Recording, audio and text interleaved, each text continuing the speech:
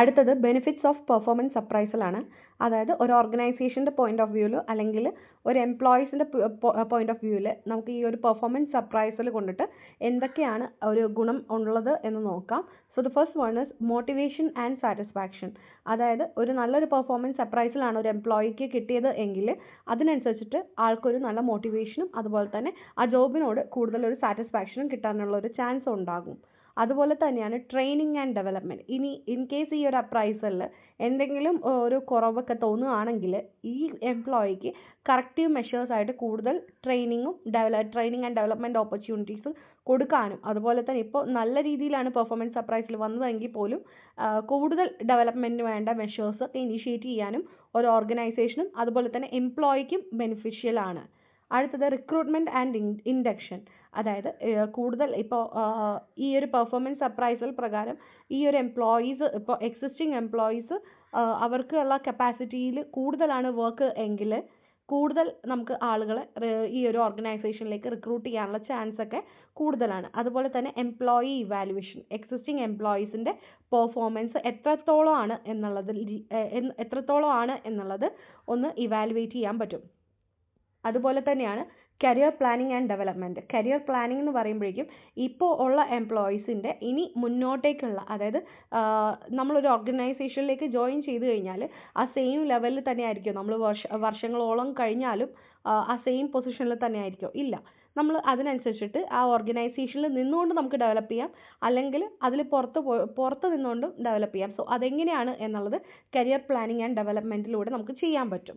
Then compensation adjustments. ഇപ്പോൾ നല്ലൊരു performing ആയിട്ടുള്ള ഒരു എംപ്ലോയി ആണ് എങ്കിൽ, അല്ലെങ്കിൽ നല്ലൊരു പെർഫോമൻസ് കാഴ്ചവെച്ച ഒരു എംപ്ലോയി ആണെങ്കിൽ അതിനനുസരിച്ചിട്ടുള്ള ബെനിഫിറ്റ് കൂടുതൽ കൊടുക്കാനും ഒക്കെ ഒരു സാഹചര്യം ഉണ്ടാവും. അതുപോലെ തന്നെ പ്ലേസ്മെൻറ്റ് ഡിസിഷൻസ്. ഇപ്പോൾ ഞാൻ പറഞ്ഞു നേരത്തെ, ഇപ്പോൾ നമുക്ക് ഇൻഡക്ഷൻ അല്ലെങ്കിൽ റിക്രൂട്ട്മെൻ്റ് ഒക്കെ ചെയ്യാം. അതുപോലെ തന്നെ ഈ എംപ്ലോയിനെ ഇപ്പോൾ നല്ലൊരു അപ്രൈസൽ കിട്ടിയിട്ടുള്ള ഒരു എംപ്ലോയീനെ ഇനി ഫർദർ ലെവലിലേക്ക് നമുക്ക് കൊണ്ടുപോകാനുള്ള ഒരു ചാൻസും ഒക്കെ ഉണ്ടാകും. So all these are the benefits of performance appraisal.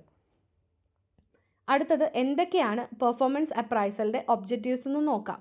To provide feedback to the employees so that they come to know where they stand and can improve their job performance. അതായത് ഏതൊരു എംപ്ലോയീസിനെ എടുത്ത് നോക്കിയാലും അവർക്ക് എത്രത്തോളമാണ് ആ ഓർഗനൈസേഷനിൽ അവർ പെർഫോം ചെയ്യുന്നതെന്നും അവർ ഏത് നിലയിലാണ് ഇപ്പോൾ നിൽക്കുന്നതെന്നും, അതായത് ആ പെർഫോമൻസിൻ്റെ ബേസിൽ എത്രത്തോളമാണ് അവർ ഈ ഒരു ലെവൽ ഓഫ് പെർഫോമൻസ് എന്നുള്ളതെല്ലാം നമുക്ക് ഈ ഒരു ഓർഗനൈസേഷന് ആ എംപ്ലോയിക്ക് കൊടുക്കാൻ പറ്റുന്ന ഒരു ഫീഡ്ബാക്ക് ഈ ഒരു അപ്രൈസലിലൂടെയാണ്. ഓക്കെ.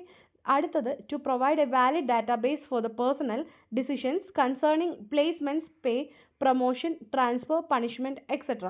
അതായത് ഇതിനെല്ലാം സംബന്ധിച്ചിട്ട് ഒരു ക്ലിയർ ആയിട്ടുള്ള ഒരു ഡാറ്റാബേസ് നമ്മുടെ ഓർഗനൈസേഷനിൽ ഉണ്ടാകും. ഓക്കെ. അതായത് കൂടുതലും ഇപ്പോൾ പ്രൊമോഷൻ എന്തുകൊണ്ട് കൊടുത്തു, അല്ലെങ്കിൽ എന്തുകൊണ്ട് ഇപ്പോൾ ട്രാൻസ്ഫർ കൊടുത്തു, അല്ലെങ്കിൽ പണിഷ്മെൻറ്റ് കൊടുത്തു, അല്ലെങ്കിൽ പേയ്മെൻറ്റ് കൂടുതലായി കുറവായി എന്നുള്ളതിനെ പറ്റിയിട്ടുള്ള അൾട്ടിമേറ്റ് ഡിസിഷൻ എല്ലാം നമുക്ക് ഈ ഒരു ഡാറ്റാബേസ് യൂസ് ചെയ്യാൻ പറ്റും. To diagnose the strength and weakness of an individual so as to identify further training needs. അതായത് കൂടുതൽ എന്തെങ്കിലും ട്രെയിനിങ്ങൾക്ക് ആവശ്യമുണ്ടോ, ഇപ്പോൾ എന്തെങ്കിലും കുറവ് ആ എംപ്ലോയിക്ക് ഉണ്ടോ എന്നുള്ളതൊക്കെ ഈ ഒരു അപ്രൈസലിലൂടെ മനസ്സിലാവും. To improve coaching, counselling, career planning and motivation to subordinates. അതായത് കൂടുതൽ കോച്ചിങ്, അതായത് ഇപ്പോൾ ഒരു എംപ്ലോയിക്ക് ചില പെർഫോമൻസിൽ കുറച്ച് കുറവുകളൊക്കെ വന്നു കഴിഞ്ഞാൽ അത് കുറച്ചുകൂടി നല്ല രീതിയിൽ എത്തിക്കാനുള്ള കോച്ചിങ്, അതുപോലെ കൂടുതൽ കൗൺസിലിംഗ് കൊടുക്കാനും അതുപോലെ തന്നെ ആളെ മുന്നോട്ടേക്ക് കൂടുതൽ നല്ല രീതിയിൽ കരിയർ പ്ലാൻ ചെയ്യാനൊക്കെ അല്ലെങ്കിൽ നല്ല രീതിയിൽ മോട്ടിവേഷൻ കൊടുക്കാനായിട്ടൊക്കെ നമുക്ക് ഈ പെർഫോമൻസ് അപ്രൈസൽ കൊണ്ട് സാധ്യമാകും. To develop positive superior subordinate relation and thereby reduces grievance. അതായത് കൂടുതൽ നല്ലൊരു superior subordinate റിലേഷൻഷിപ്പ് നല്ല രീതിയിൽ ഉണ്ടാക്കിയെടുക്കാനും അതുപോലെ തന്നെ എന്തെങ്കിലും പ്രോബ്ലംസ് ഒക്കെ ഉണ്ടാകുന്നത് നമുക്ക് തടയാനും സാധിക്കും. To facilitate research in the personal management. അതായത് പേഴ്സണൽ മാനേജ്മെൻറ്റിൽ നമുക്ക് കൂടുതൽ റിസർച്ച്, അതായത് വ്യക്തികളെ നമ്മൾ എങ്ങനെ മാനേജ് ചെയ്യണം എന്നുള്ള രീതിയിൽ കൂടുതൽ റിസർച്ചും കാര്യങ്ങളൊക്കെ നമുക്ക് ഈ ഒരു പെർഫോമൻസ് അപ്രൈസലിൻ്റെ ഡാറ്റാബേസ് യൂസ് ചെയ്തിട്ട് ചെയ്യാൻ പറ്റും. To test the effectiveness of recruitment, selection, placement and induction programmers. അതായത് നമ്മൾ ഇപ്പോൾ ചെയ്തിട്ടുള്ള റിക്രൂട്ട്മെൻറ്റ് അതുപോലെ തന്നെ സെലക്ഷൻ, പ്ലേസ്മെൻറ്റും കാര്യങ്ങളൊക്കെ എത്രത്തോളം അതിന് എഫക്റ്റീവായി എന്നുള്ളത് നമുക്ക് ടെസ്റ്റ് ചെയ്യാൻ അല്ലെങ്കിൽ മനസ്സിലാക്കാൻ സാധിക്കും. സോ ഇത്രയും കാര്യങ്ങളാണ് ഒബ്ജക്റ്റീവ്സ് ഓഫ് പെർഫോമൻസ് അപ്രൈസലിൽ വരുന്നത്. ഇനി അടുത്തത് പെർഫോമൻസ് അപ്രൈസലിൻ്റെ പ്രോസസ്സാണ്. അതായത് the first one is establish performance standards. അതായത് എന്താണ് ഈ ഒരു പെർഫോമൻസ് സ്റ്റാൻഡേർഡ്? മേ ബി അത് ക്വാളിറ്റേറ്റീവ് സ്റ്റാൻഡേർഡ് ആയിരിക്കാം അല്ലെങ്കിൽ ക്വാണ്ടിറ്റേറ്റീവ് ആയിരിക്കാം. സോ അത് എത്രത്തോളം ആണെന്ന് ഉള്ളത് ഒന്ന് നമ്മൾ തീരുമാനിച്ച് വെക്കുക. ദെൻ അതിനുശേഷം ഈ ഒരു പെർഫോമൻസ് സ്റ്റാൻഡേർഡ് നമ്മൾ ആരുമായിട്ടാണ് കമ്മ്യൂണിക്കേറ്റ് ചെയ്യേണ്ടത്? എംപ്ലോയീസ് ആയിട്ട് നമ്മൾ കമ്മ്യൂണിക്കേറ്റ് ചെയ്യും. അതായത് ഇപ്പോൾ for example there is A target. നമ്മൾ ഈ ഒരു employees for example if it is A banking field അല്ലെങ്കിൽ ഇൻഷുറൻസിലൊക്കെ വർക്ക് ചെയ്യുന്നവർക്ക് നമ്മൾ ഇത്ര ടാർഗറ്റ് കൊടുക്കും. സോ അതിന് നമ്മളൊരു ക്വാണ്ടിറ്റേറ്റീവ് ടാർഗറ്റ് ആയിട്ട് നമുക്ക് വേണമെങ്കിൽ കൺസിഡർ ചെയ്യാം. ഓക്കെ, സോ ഈ ഒരു ടാർഗറ്റ് നമ്മൾ വെച്ചിട്ട് നമ്മൾ അത് തീരുമാനിച്ചിട്ട് അത് ഈ എംപ്ലോയീസിന് നമ്മൾ മനസ്സിലാവുന്ന രീതിയിൽ അവർക്ക് കമ്മ്യൂണിക്കേറ്റ് ചെയ്ത് കൊടുക്കണം. എങ്കിൽ മാത്രമാണ് യെസ് അവരുടെ കാര്യങ്ങൾ അവർക്ക് എത്രത്തോളമാണ് അവർ വർക്ക് ചെയ്യേണ്ടത് എന്നുള്ളതിനെ പറ്റിയിട്ട് ഒരു ധാരണ ക്രിയേറ്റ് ചെയ്യാൻ പറ്റുള്ളൂ. ഇനി അതിനുശേഷം എന്താണ് അവർ അതായത് ഈ കമ്മ്യൂണിക്കേഷൻ ചെയ്തതിന് ശേഷം അവർ അത് പെർഫോം ചെയ്തത് എത്രത്തോളമാണ് എന്നുള്ളത് നമ്മളൊന്ന് ഇവാലുവേറ്റ് ചെയ്യുക. അതിനുശേഷം ഈ പെർഫോമൻസ് സ്റ്റാൻഡേർഡ് അതായത് നമ്മൾ എത്രയാണോ ഈ ഒരു എന്താ പറയുക നമ്മളൊരു സ്റ്റാൻഡേർഡ് സെറ്റ് ചെയ്തത് പെർഫോമൻസ് സ്റ്റാൻഡേർഡ് സെറ്റ് ചെയ്തത് അതും ആക്ച്വൽ അവരുടെ പെർഫോമൻസും തമ്മിൽ നമ്മൾ കമ്പയർ ചെയ്യുക. അതാണ് നമ്മുടെ ഫോർത്ത് സ്റ്റെപ്പായിട്ട് വരുന്നത്. ഇനി അതിനുശേഷം discuss the appraisal with the employee. നമ്മളിത് മെഷർ ചെയ്തതിന് ശേഷം നമ്മൾ ഈ ആളുടെ പെർഫോമൻസ് എത്രത്തോളം ആണെന്നുള്ളത് നമ്മൾ ഈ ഒരു എംപ്ലോയി ആയിട്ട് ഡിസ്കസ് ചെയ്യുക.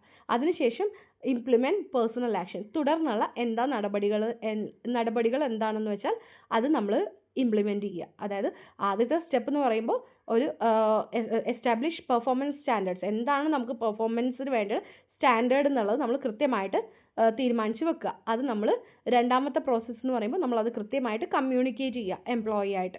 അടുത്തതെന്ന് പറയുമ്പോൾ എന്താണ് ആൾ പെർഫോം ചെയ്തത് എന്നുള്ളത് മെഷർ ചെയ്യുക.